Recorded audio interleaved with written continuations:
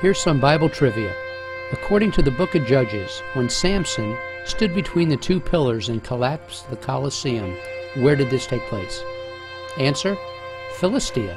Today, that same biblical area is called Gaza, and Israel's defense forces continue to face modern-day Philistines, called pro-Hamas Palestinians.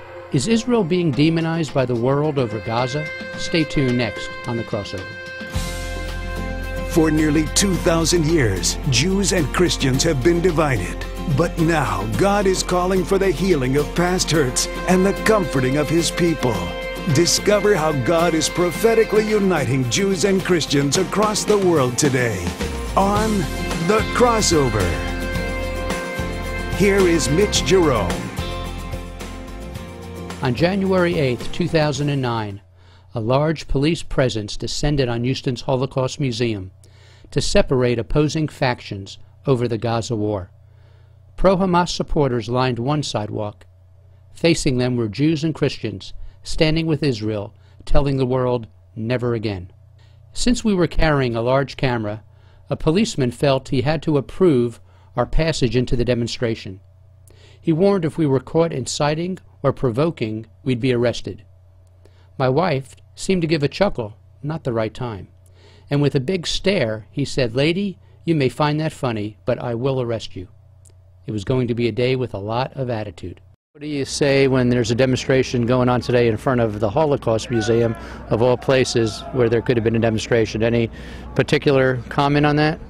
Oh, we are protesting the allegations made, as if there is any relevance or correlation between Nazi crimes and ravages of war. Whatever casualties war brings, they have nothing in the realm of a genocide. Even though they've got signs on the side of the street proclaiming that quite loudly. Well, it's a free country. Others were more animated with their opinions. Utterly tasteless, utterly inappropriate, ghastly protest across the street from the Holocaust Museum. For these people who equate what is going on now, Israel defending herself, with the genocide conducted by the Nazis, is intolerable. Was it possible that the war in Gaza had any comparisons to Hitler's genocide on the Jews? I just think it's really kind of sick. They're here in front of the Holocaust Museum, a place that is really a sacred place to not just Jews, but Christians, Muslims, all religions, to really talk about and really demonstrate in a museum and memorialize a true genocide. The argument that they have is that a democracy, Israel, who uses leaflets to warn civilians about pending attacks, who uses smart bombs and guided weapons to limit civilian casualties, is equivalent to a Nazi genocide that used ovens and gas chambers. It's just to make the comparison, you either have to be totally ignorant of history or you have to be anti-Semitic. This war is not a Holocaust. This is a war that was started by Hamas. It was started by them firing one rocket after another. There were 8,000 rockets fired at women, children, innocent victims, that those aims of those rockets were to kill them. That was the reason that finally Israel said enough is enough. I wanted to hear directly from the Palestinian Hamas supporters why they were here. Maybe the Palestinian side had legitimate allegations concerning Israel and the Gaza war. We were privy to capture 40 minutes of oration from the head Palestinian spokesperson, just me and him. I felt NASA and I had an openness between us, and he saw my attempts to listen, learn, and digest. So I documented his words with the intention of verifying his statements back in the studio. If they understand what's happening down there, if the media truly reflects what's happening with the suffering of the Palestinian people, nobody will support the state of Israel. Did Nasser have any compelling facts to back such a comment? The missiles came actually as a response to the violation of the Israeli government to the ceasefire agreement that made with the Palestinian factions, including Hamas.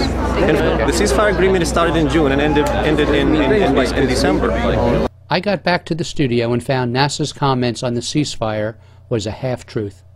Even CNN accused Israel of breaking the ceasefire. Most news organizations have ignored the possibility that the people who actually broke the ceasefire was not the Palestinians, or not Hamas in Gaza.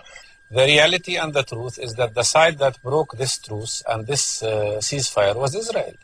In fact, CNN even quotes 3 other journals which cite, quote, Israel kills 6 gunmen digging tunnels to raid Israel. The 6-month ceasefire started coming apart at the beginning of November after Israeli commandos killed a team of Hamas fighters during a raid on a tunnel they suspected was being dug for kidnapping of Israeli soldiers. That raid set off more Palestinian rocketing. That's U.S. News and World Report. So CNN and U.S. News seem to demonize Israel for her attacking gunmen who were caught preparing to attack Israel. Here's what confuses me.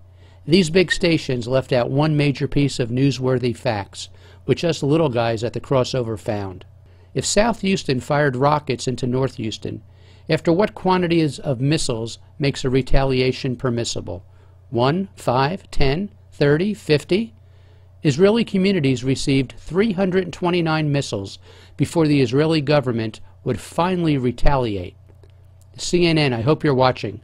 The focus is not on the 6 terrorist gunmen that were killed preparing to attack Israel, but on the 6-month span of 329 bombs Hamas launched into Israel. A little detail CNN seemed to omit from her unbalanced reporting. Shame on you, CNN. Now I know why some call you the confused news network. NASA stated that each of the pro-Palestinian protesters had family still in Gaza. Many had experienced losses. Sadly, NASA himself had a cousin killed the prior day from a piece of shrapnel. Obviously, the tragedy of innocent lives lost is the big price all countries pay for going to war. I asked NASA if he could simply see that Israel is defending herself from the rockets. If your neighbor throws a rock at you, yes, and it hits a rock, not a rocket, a rock throws. Well, we're talking, 2 families, two neighbors. Go ahead. And they're talking 2 states or 2 countries. Actually, not 2 countries. It's an occupation against an occupier. If your neighbor throws a rock at you, then you get angry and you get a bulldozer and totally destroy his house. Is that fair? Well, that's a little extreme. Exactly. Well, that's what's happening. I was stunned in disbelief. First of all, it's about rockets and not rocks. Israeli families have 15 seconds from the sound of a siren to find a bomb shelter or perish. Sounds like living in hell on a daily basis. Doesn't Israel have every right to defend her people like every other democracy? NASA, the reason so many innocent Palestinians are wounded or killed might have to do with the way Hamas fights. Hamas are cowards. They use innocent Palestinians as human shields. They fire rockets from family rooftops or from schools. When I asked NASA about 8,000 rockets, like Sarah quoted, being fired from Hamas since Israel left the land, he says, rockets did not start a long time ago. The rockets has not been there for like maybe a year or 2 max. The defensive operation was designed to dismantle the infrastructure of Hamas, which has fired more than 10,000 rockets, mortars, and missiles at Israel since 2001. It is not a Holocaust. This was the Holocaust. This is where my grandparents, and this is a reminder of my grandparents that I never met, of my grandmother who was killed in Greece, and my grandfather who was killed in Yugoslavia of a Holocaust. And the reason that they were killed is because they were Jewish. That was their crime. Trying to understand Palestinians' hatred towards Israel regarding Gaza, land the Palestinians now control, they are upset of Israel's control over their freedoms to get in and out. Isn't this a misinterpretation of a concentration camp?